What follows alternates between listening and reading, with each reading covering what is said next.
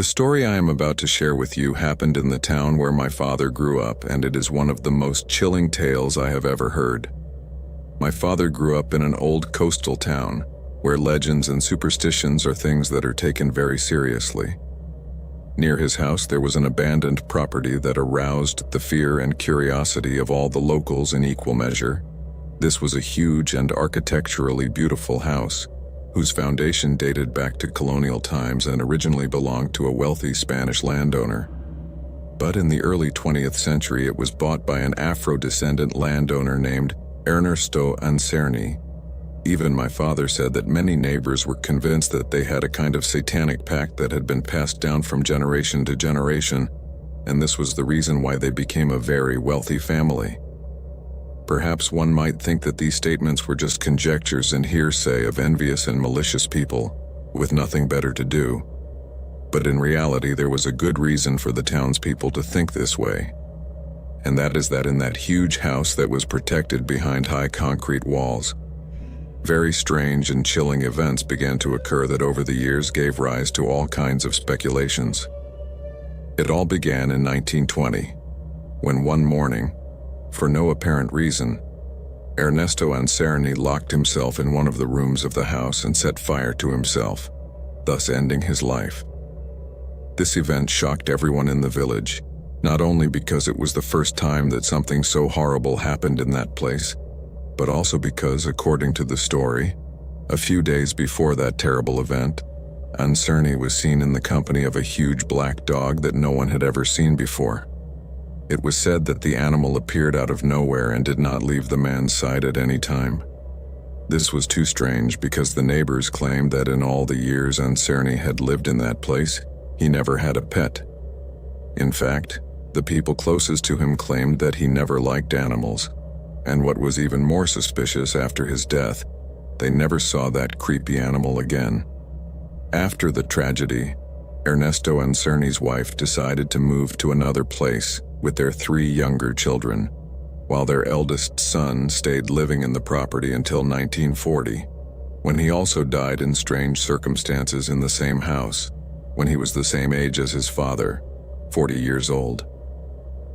This second tragic event only strengthened the rumors that the house was cursed, as was the Anserni family. After this event, the house remained uninhabited for a couple of years, until in 1945, Diego Anserni, the youngest son of the family, returned from Spain after getting married and decided to move into the old house with his wife, but not before making some renovations. However, it was from here that things took a very sinister turn. Diego's wife was young and very beautiful, tall, slender, with beautiful blonde hair and a very charismatic personality. Her name was Alicia, and it is said that from the moment she arrived in town she began to arouse the interest of many men.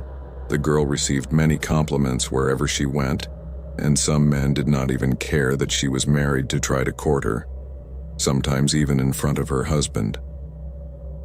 This was something that infuriated Anserni, who on more than one occasion reacted violently, not only against those men who dared to flirt with his wife, but also against herself. It is said that he became increasingly jealous and controlling with Alicia, to the point of not letting her go out alone anywhere. According to the locals, the arguments between the couple became more and more frequent, and it was all due to Diego's unhealthy jealousy.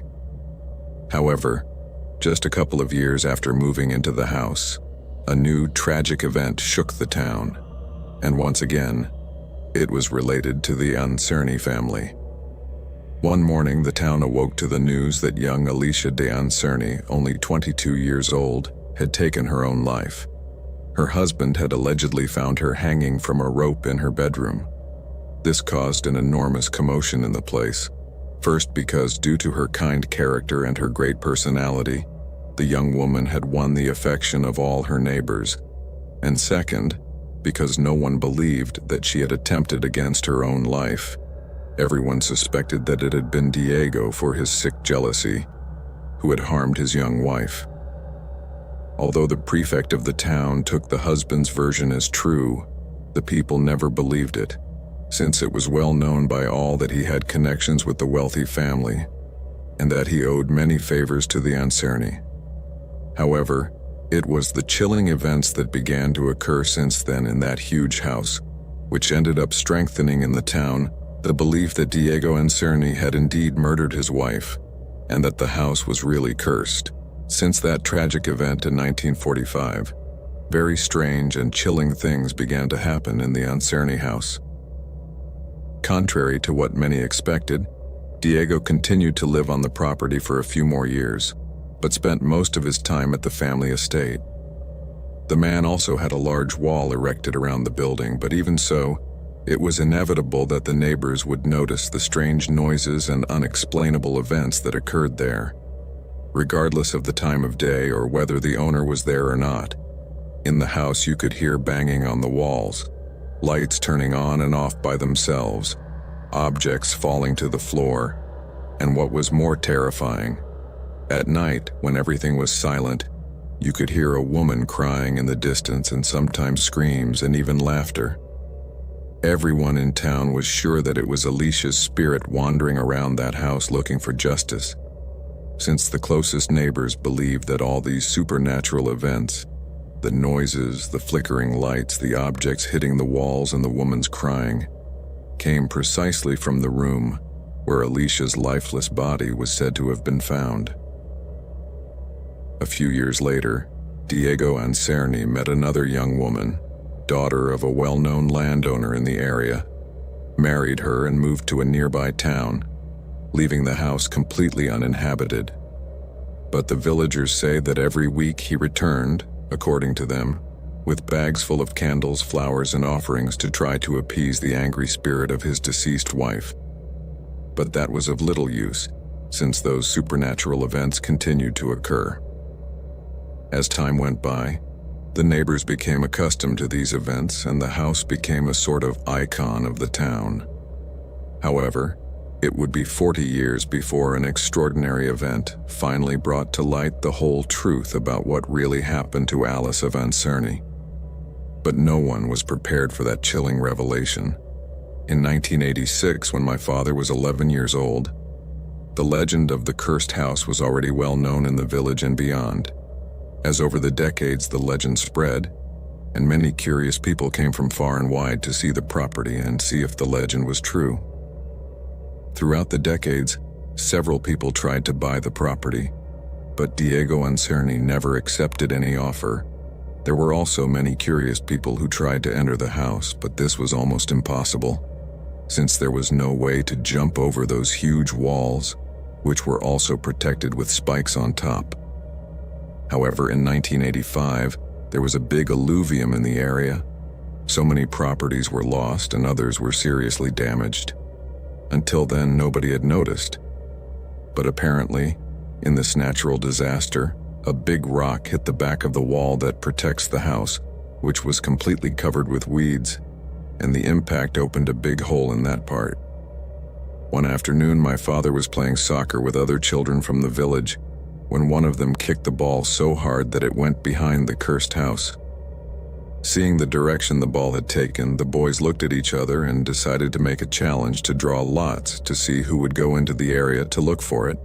And as you can imagine, my dad was among the winners, so together with 4 other lucky ones, he made his way through the bush to get to where they thought the ball had fallen, and while they were looking for it, they found the hole in the concrete wall. When they saw this, they were very frightened and immediately ran off to tell their companions what they had found. After deliberating for a while, the children decided to enter and explore the old, cursed house of the Anserni, but not before making a wooden cross and reviewing Psalm 91 in case things got ugly. My father told me that upon entering everything was overgrown with weeds, but they managed to make it all the way to the entrance of the house. However, they couldn't do anything because the door was padlocked, as was the back door and a side door leading to a large porch. After exploring the surroundings looking for some point through which they could access the interior of the huge house, they found a window that had no protective grille. The frame was wide enough for a person to enter, so they broke the glass and entered through there. My dad told me that upon entering the house, everything was completely covered in dust and spider webs, and certainly this house was everything you would expect from a haunted house. After exploring various parts of the place, including the upper rooms, they noticed that there was a hallway that led only to a very heavy-looking iron door that was locked from the outside with a huge padlock. Obviously, they went over there and started to move it to see if they could open it. But when they did, they heard terrible screams from the other side of the door. Immediately, my father and the other children started running in complete terror, and as they did so, the screams went on and on. The boys rushed out of the house and quickly went to tell the rest of the neighbors that they had encountered the ghost of the cursed house. Upon hearing the story of the children, a group of neighbors entered the place and arrived at the door they had pointed out. And indeed, they also heard the screams. But while the most superstitious spoke of looking for a priest and holy water for an exorcism, for the skeptics that had a much more earthly explanation. So they set out to break down the door, and when they did so, they could not believe their eyes. There, dressed only in an old worn-out robe, with her hair down to her ankles and completely white, her nails almost as long as her hair, severely malnourished and curled up in a ball on an old and dirty bed, was Alicia de Anzerni, the woman they all thought had been dead for 40 years. It turns out that Alicia, the once young and beautiful wife of Diego Anzerni, never took her own life, but rather that this ruthless and very sick man kept her captive in a room of that huge house for more than 40 years, while he made everyone believe that she had taken her own life. The saddest part of all this is that those banging, wailing, flickering lights and all the signs that people saw and heard for 4 decades in that house, and that they assumed were ghostly manifestations, were actually Alicia's desperate attempts to find help to escape from that horrible prison, but no one came to her calls. The reason her husband returned to the old house every week was not to appease any spirits, but to bring Alicia food and water to simply keep her alive in that hell. By the time she was rescued, Alicia was 63 years old, and her physical and mental condition was so deteriorated that she could never fully recover. Upon examination, doctors found old slash marks on her wrists, suggesting that at some point she had made an attempt on her own life.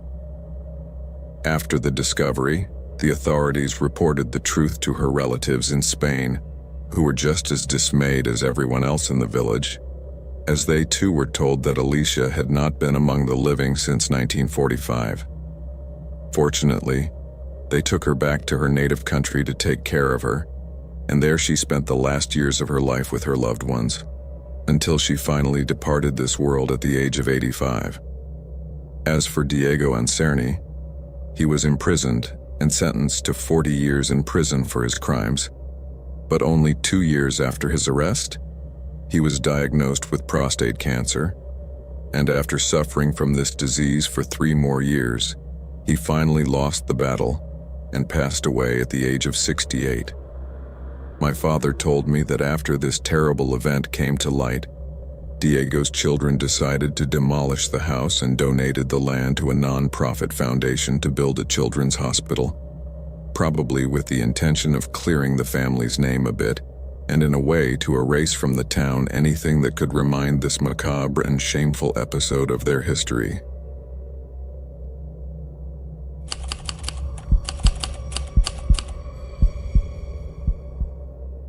All my life I have lived in a small agricultural town in southern Venezuela. This is a quiet and cheerful place where almost all of us know each other and are good neighbors. Like all old towns, this one also has its dark legends. However, the story I'm about to tell you has nothing to do with a myth from centuries ago, but with a very real and quite chilling event that happened 4 years ago, and that to this day gives me goosebumps just remembering it. As I already told you, this is an agricultural town, so most of the properties have a good extension of land, which also implies that the houses are at a considerable distance from each other.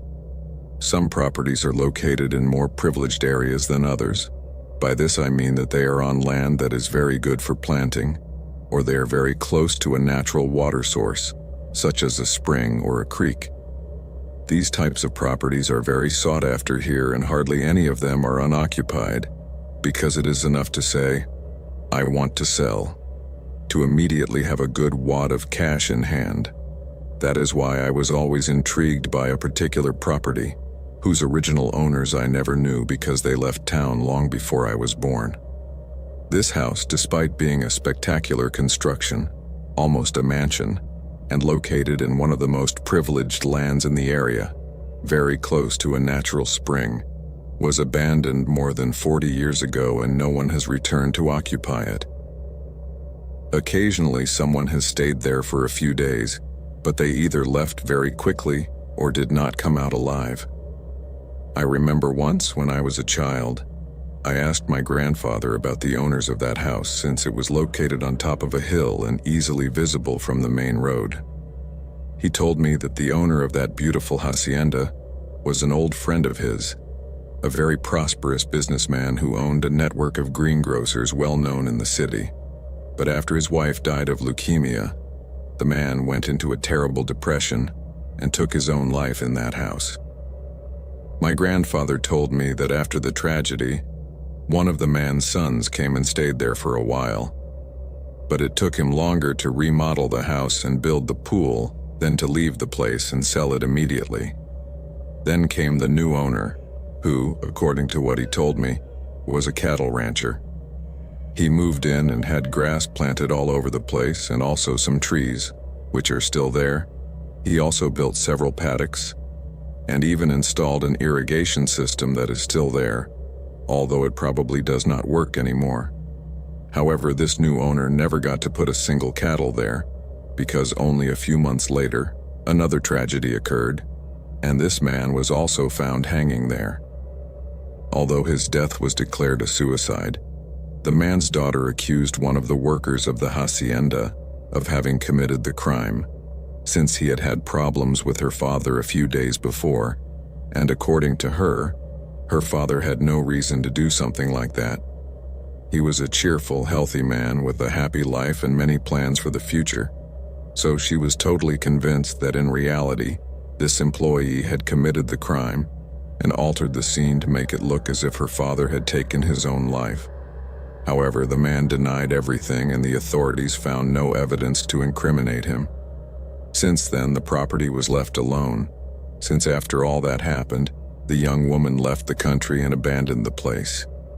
The interesting thing about this story that my grandfather told me when I was about 9 years old is that this would not be the last time something like this happened in that house. In fact, in the last 15 years, 2 similar events occurred, although in different contexts. About 12 years ago, 8 years after my grandfather left this plane, the 17-year-old son of one of our neighbors left home after having a fierce fight with his parents. The boy had a long history of alcohol and substance abuse, so it was not unusual for him to have these kinds of problems with his family, nor was it unusual for him to be absent from his home for days at a time. However, on this occasion he would not return safely as usual, as about 4 days after the conflict at his home, some boys were looking for some stray cattle in the vicinity of the abandoned house, and noticed that something strange was there, so they decided to go and see. And when they went in to find out, they found the body of the boy, who, like the 2 previous owners of that house, was hanging from the ceiling in a room of the place. Although this event was very unfortunate and caused a great commotion in the town, it was not something so unexpected, since due to the boy's background, it was known that this was something that could happen at some point. However, that would not be the last time such an event would occur within the walls of that abandoned house either. About 8 years ago, in 2016, another very similar event occurred. Don Guillermo was a man of about 55 years old, owner of one of the largest and most productive farms in the locality. However, it was also well known that this man was a big fan of cockfighting and alcoholic beverages, and when it came to gambling, Don Guillermo had no limits. Unfortunately, in the year 2014, there was a great economic depression in the country, and all producers, traders, and entrepreneurs, we were seriously affected by this.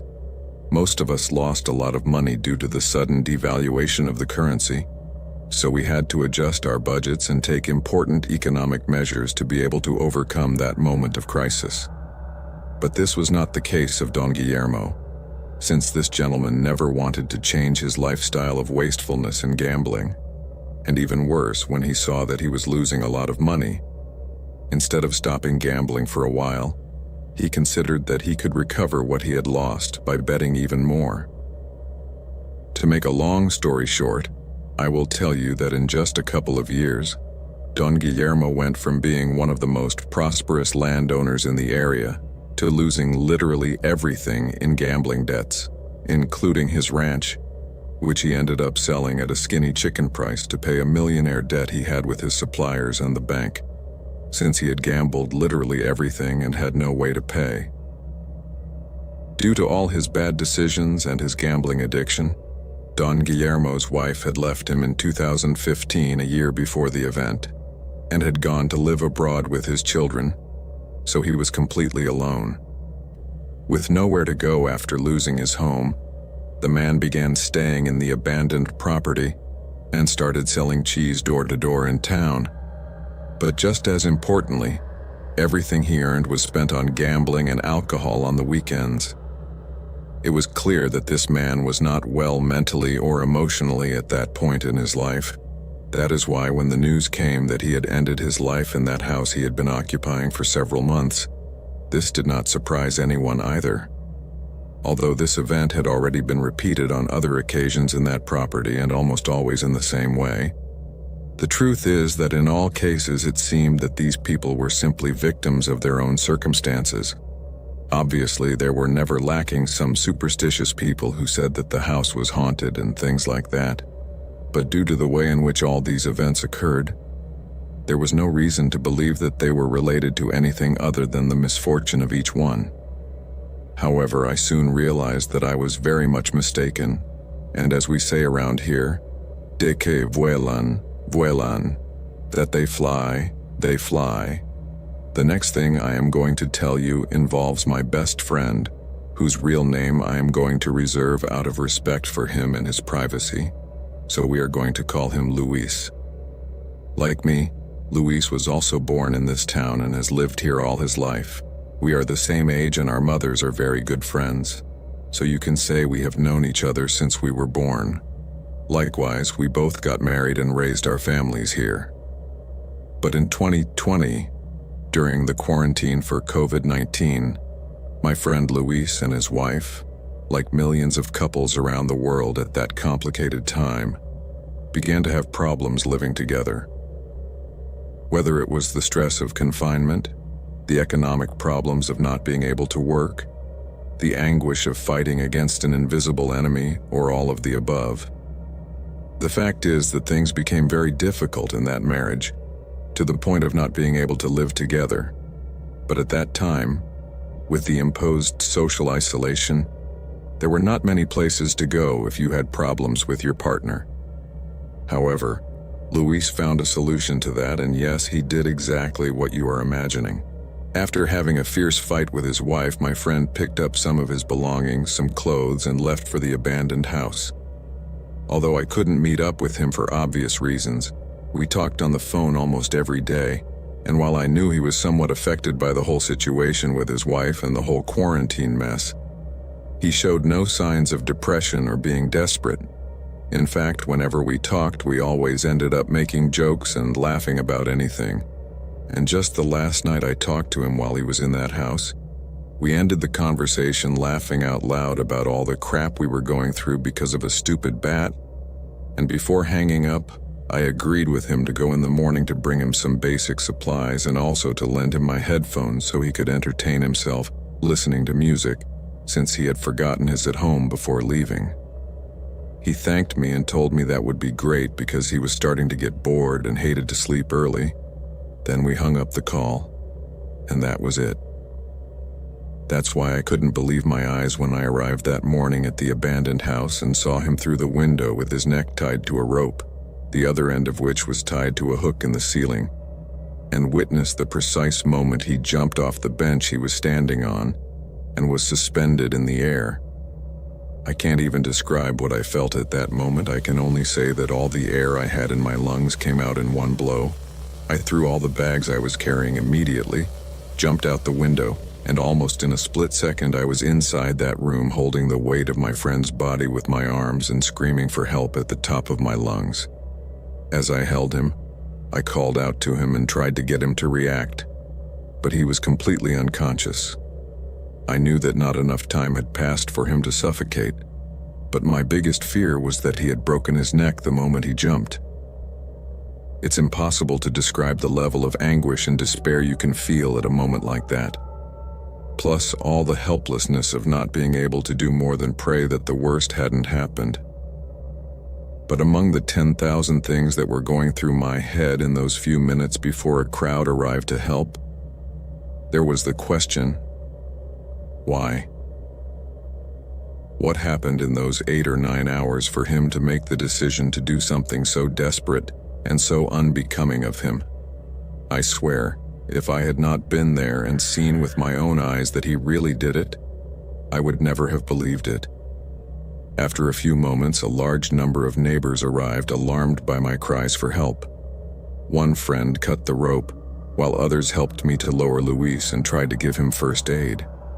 Some neighbors fetched one of the doctors from the ambulatory and brought him to help him. I remember being frantic, repeating over and over again not to move his neck for fear that he might have an injury, and that it would get worse. But fortunately, after a few minutes my friend came to, and to everyone's surprise, he did not know what was happening. Luis had no idea why we were all there, and he did not remember anything of what he had done a moment ago. His wife was very upset and kept crying and blaming herself for what had happened. At that moment, everyone started to harass him, asking him if he was okay and why he had done what he had done. And he looked very confused, and all he did was repeat over and over again that he didn't know what had happened, and that he didn't even remember how he got there. At that moment, everyone thought he was lying, maybe sorry and ashamed for what he had done. But I knew my friend very well. I knew when he was lying, and I was completely sure that this was not the case. He was telling the truth. It was true that he really did not know what was going on. The doctor evaluated him, but not before asking everyone to try not to bunch up and remind us that the virus was still out there. After running some basic tests, the doctor concluded that Luis had no major damage, his neck was fine, and thanks to me being there at the right time, he suffered virtually no major damage. Fortunately, my friend was out of danger, but all this was very strange and I needed an explanation. But I was also clear that this was not the time to talk about it. Now the important thing was to make sure that Luis returned home and recovered. That same day, my friend returned home and was able to resolve his marital situation in a positive way. I kept in touch with him by phone for the next few days, but avoided talking about what had happened in the abandoned house. It wasn't until a week later that I had the opportunity to meet with him, in compliance with the security protocol required by the pandemic, and it was then that he unburdened himself and told me in detail what had really happened to him. After hanging up the call with me, Luis started to play a game on his phone to distract himself, but his battery was discharged, so he settled in the hammock he had taken with him and quickly fell asleep. And it's from here that things start to get really sinister. My friend confessed to me that he dreamed he was approached by a very pretty woman, white, freckled, with red, curly hair, and she was dressed in a white, short, very light dress. This woman sat in his hammock and asked him what was wrong and why he was there. He told me that he replied that he had problems with his wife, and for that reason, he decided to leave the house, but he had nowhere to go because of the quarantine, so he decided to stay a few days in that house while things calmed down in his house. He says that the beautiful woman smiled at him and told him that his wife did not deserve him, that he deserved something much better than being alone in that house. Then she held out her hand and asked him to follow her.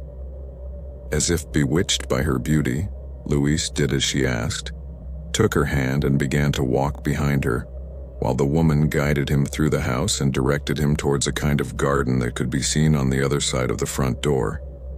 And that's exactly where he was, when suddenly he woke up on the floor of that room, and half the town around him making a big noise.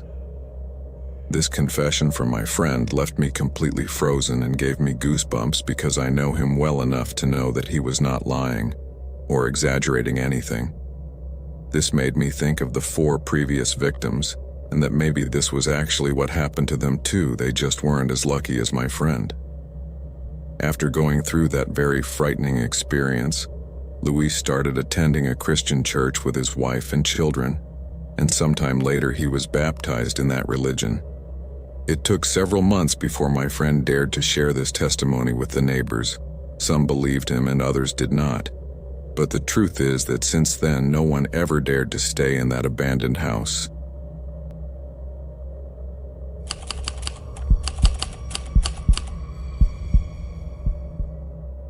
I was never a believer. On the contrary, I was an inveterate unbeliever.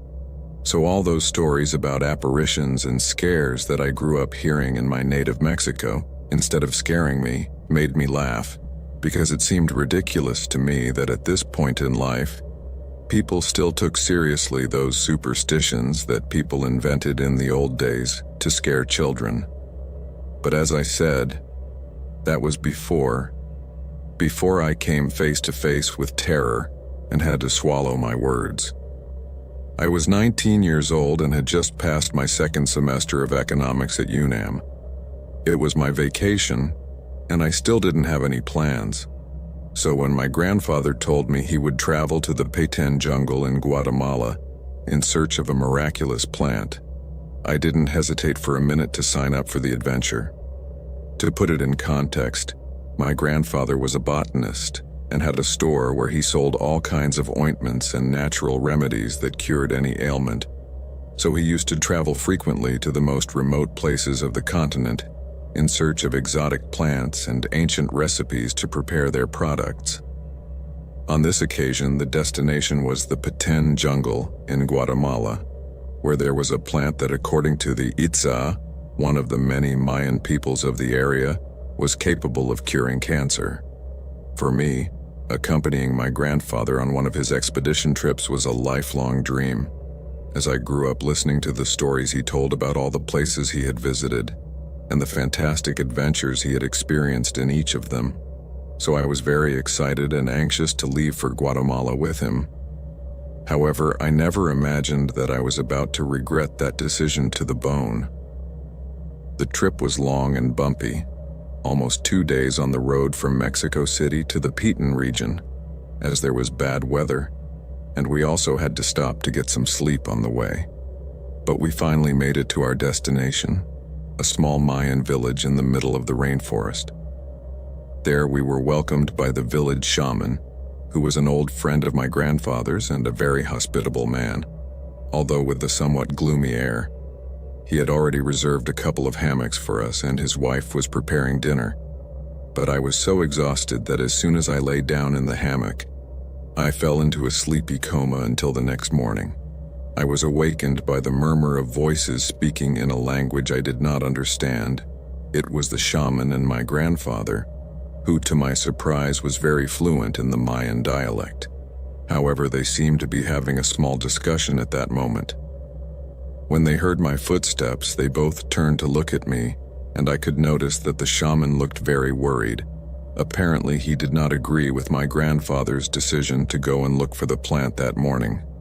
The man told him that this was not a good time to go into the jungle, but that if we still insisted on doing so, we should avoid at all costs being near the river when the afternoon began to fall, and return before nightfall. At the moment I heard this, it made perfect sense to me, as rain could trigger flash floods, and at night, predators would come out, so it is clearly dangerous to be there at that time. But to my surprise, that was not our host's main concern, but that we would run into the Tsubilna, a creature that used to appear near the rivers and that the whole village was terrified of.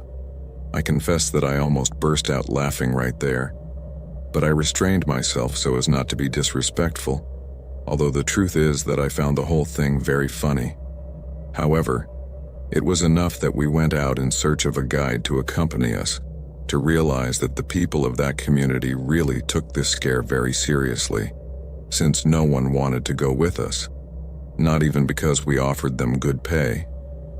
But my grandfather was determined, because we had to return the next day, and when we were ready to go on our own, finally someone offered to be our guide.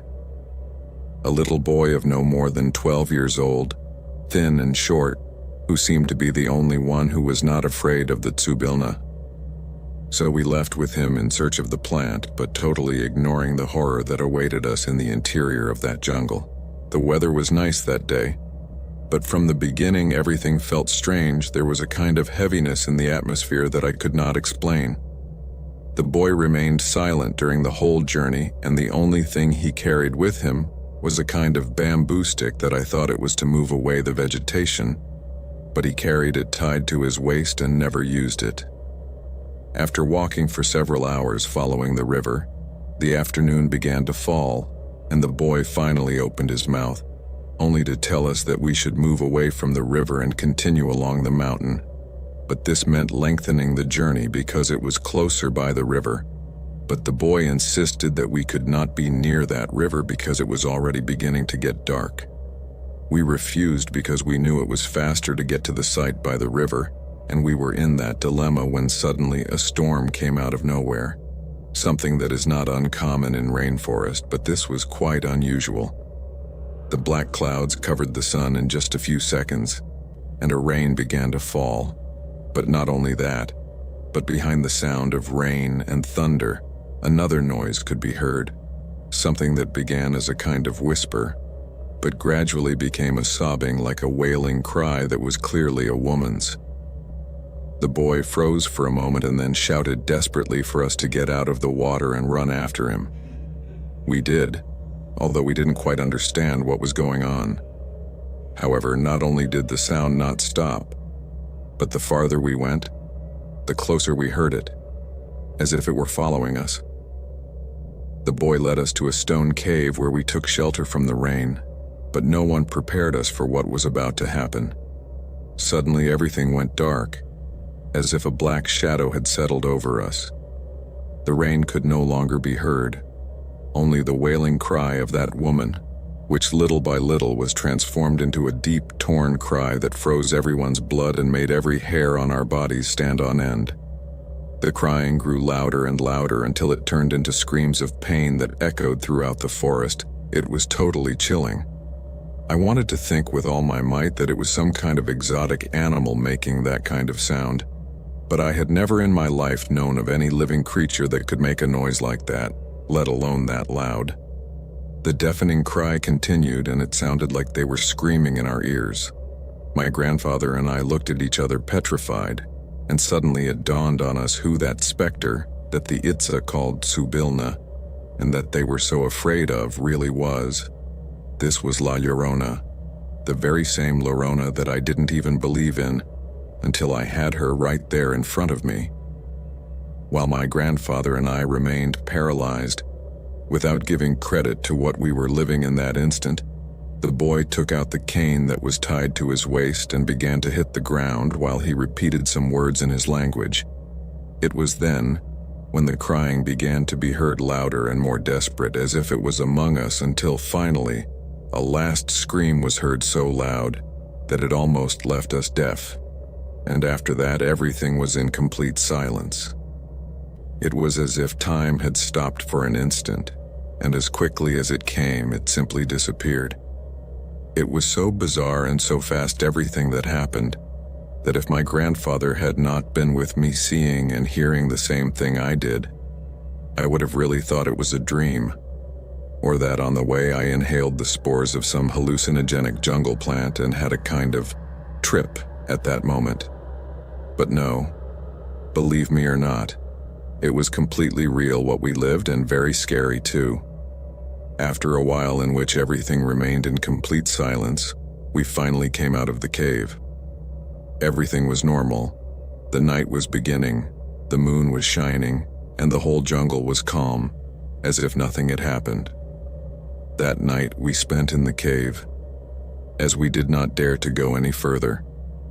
The next morning we searched for the blessed plant and returned to the village as fast as we could. There we learned that the word Tsubilna means woman who cries in the Itza language, and that the boy who accompanied us and who does not like to talk was a grandson of the shaman, and it was the shaman who sent him to take care of us and scare the Tsubilna away if we did not find them. So, never underestimate myths and legends because you can get a very scary surprise, as it happened to me.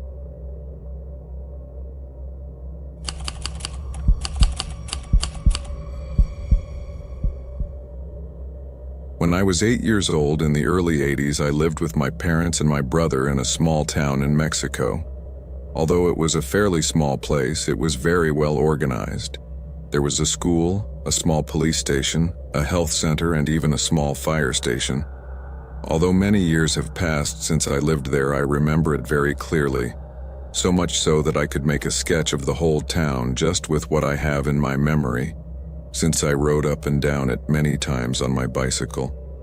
My brother was a year younger than me, and we always went out to play in the street until the night caught us. Our parents did not worry, since there was nothing to fear in that place. But that changed that day. It was about 9 o'clock at night, an hour when everyone was already asleep, because in that town people went to bed very early. My grandfather used to say that the people there woke up with the sun and went to sleep with the chickens. Little by little, our friends' parents called them one by one to go home to bathe, eat, and sleep. But that day my father was doing some repairs to his old truck in the garage of the house, so he and my mother were still awake. And they were probably so distracted that they did not notice the time, so only my brother and I were left playing outside. At the kindergarten down the street, they always left the street lights on, so you could see the yard clearly. That night, seeing that all our friends had left, my brother and I approached that place and started playing there. At one point my brother pushed me and my shoe came off, so I went to look for it to put it back on. And then my brother told me to turn and see something. I immediately raised my face and looked towards the place he pointed out to me. It was then that I saw a very old lady, almost hairless and extremely thin, who was standing at the back of the kindergarten. The lady could be seen clearly because there was a spotlight in that area. I remember my brother started making fun of the lady's appearance, as she was wearing some sort of long gown that was completely wet, so much so that water was dripping off, and she was also barefoot. The lady looked in very bad shape, but I scolded my brother because at home, we were always taught to respect older people, and I thought it was very ugly of him to be laughing at how this lady looked. The woman was beckoning us to come to her, but she seemed to be a bit angry. It was as if we had done something wrong and she wanted us to come and show us. As my brother and I started to walk in her direction, she started to move further towards the back, so we started to follow her, although we didn't know where she was leading us. We wanted to know who she was and what she wanted, but when we were very close, about 5 meters away from reaching her, a neighbor in the street came out of his house and started calling out to us. The man looked desperate and kind of upset, so we turned to where the old lady was, and she was still visible, but she was in the darkest part, where the light didn't shine. So we decided to go to the neighbor, and when we got to him, he slapped each of us on the back of the head and asked us what the hell we were doing going with a stranger. We then told him what had happened, and that the lady seemed to be angry with us. He told us never, for any reason, ever to follow that lady again, because she was mean and did bad things to the children. I asked him what these bad things were, but then he slapped me on the back of the head again and told me to stop asking nonsense, to just listen, and that's it. This neighbor was someone we had a lot of confidence in. He was my dad's best friend since they were kids, so he took us by the hand to the door of our house and told our dad that he needed to talk to him. Dad looked at us with a reproachful face because he knew we had done something, so he asked his friend directly what had happened. Then this one answered him to send us to the kitchen with our mom, and so he did. My dad told us that Mom already had dinner ready and that we were waiting for him in the kitchen. However, while I was in the kitchen dining room waiting for Mom to serve us dinner, I could clearly hear the conversation my dad and the neighbor had. My brother was distracted, and so he didn't hear anything, but I heard everything, because I was very attentive. When they were left alone in the living room, the neighbor told my dad that he caught us just as we were walking towards the old lady from school. I remember this phrase very clearly because I had never heard of this woman. Dad appeared a little alarmed. Then the neighbor told him to keep an eye on us and not to let us walk alone at night in those parts. After that, he said goodbye and left the house. That night before we went to bed, Dad came into the room and told my brother and me that under no circumstances should we go near that woman again. No matter if she talked to us or called us, he told us that she was dangerous and repeated the same thing that the neighbor had told us earlier, that she did bad things to the children. Once again, I asked what kind of bad things she did to the children. But once again, Dad told me exactly the same as the neighbor. Don't ask stupid questions, just listen and that's it. From that day on, my father never let us play at night in that place again. In fact, we used to go home early, and I never heard anything about that supposed old lady from school again until I was 16 years old. By that time, we had already moved to the city. It was my dad's birthday, and my uncles from town came to visit him. Whenever my uncles came, we always had a great time, and we would sit outside talking about everything and telling stories. This was something we loved, especially if they were horror stories, of the dead, scares, and those things you see in the towns. It was there when I heard again about the old lady from the school. We had been chatting, telling jokes and anecdotes from when my uncles were young, and at one point, I don't know how this topic came up. My dad asked us if we remembered that time when his friend Don Manuel had taken us home after finding us walking towards an old lady we had seen at school. I answered yes because I remembered it very clearly. Then Dad told me that when they were kids, only Uncle Julian and Don Manuel could see her. He said that he never got to see this woman, neither did my mother. He told me that in reality this was not a living person. Rather, it was like a kind of soul in pain that appeared in that place, and that only the children could see her. But not just any child, but the children she chose. When my father said this, I really waited for him to burst out laughing or scare us, which he sometimes did. But he was very serious, as were my uncles and aunts and uncles who were there. Dad continued talking and told us that this spirit has appeared in that place for decades and is believed to be the soul and penance of a woman who took her own life by throwing herself into the well behind the school, which has been closed for more than 30 years and is guarded by an iron cage so that no one can go near it. Since several times in those years, several children disappeared after being seen playing in that area at night and then were found inside that well. My father told us that he was very grateful to his friend for having protected us that night, because if we had followed this spirit, as we thought, who knows what would have happened to us.